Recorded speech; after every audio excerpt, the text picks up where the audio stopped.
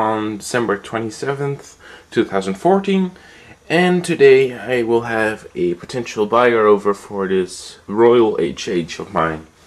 I've owned 3 Royal HHs, actually 7 maps I've had with KMMs, which was the version before this, and I'm about to sell off the last one of them.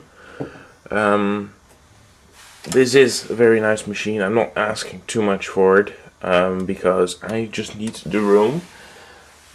I have some future plans that require me to cut down on these machines, and that's why I'm keeping my special ones. For instance, my number 8 Remington, which is a rare typewriter, and my Empire, things like that. But I am trying to sell the everyday typewriters. Where I live, these machines have become incredibly popular the last few years, just the last 2 years.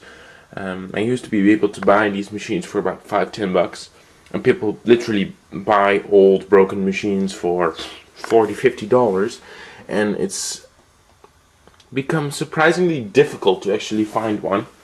So yeah, I think this is the last 50s Royal that I have. That's an Underwood, and that's a Remington. Oh, I have my Royal FP still, the pink one. I'll be keeping that. And I have a Royal 10, but I think that is it when it comes to big office machines by Royal. This is my Royal HH. This is the one that had the broken A key, which I've replaced about, 2 years ago now. There is still a video of that. I think on my channel. It's from 2012, where I filmed this when it's still broken, but I fixed it over a couple of years ago, definitely. So it's all set, ready. The only thing that I have to check before she comes over is the bell. It is very faint. I have the feeling it's slightly misaligned, so I have to take the back apart and have a look at that. And then the backspace is still stubborn as ever. It only works on occasion and not always, which is an absolute nightmare sometimes, but it does work. I have the feeling it's just worn down or misaligned. The problem is I do not have the correct tools to be taking apart a whole carriage, because it's underneath the carriage near the escapement. If this was an Underwood, it would be very easy, because I think the Underwood is one of the easiest machines to take the carriage apart of. I can do it literally in less than 5 minutes flat. These machines, I still haven't entirely figured out how to do it, and I haven't had a machine where I wanted to take the risk, except for one Royal HH actually. But that was a couple of years ago, and I can't exactly remember how I did it. And because it was broken and beyond repair, I didn't have to put it back together either, so I didn't have that challenge. Yeah, I'm using my Sony Mini DV Handycam with the Carl Zeiss lens, and because it's Mini DV, I don't have to use a editing program, so I can just continue filming different faces in repairing this. So I hope you enjoy.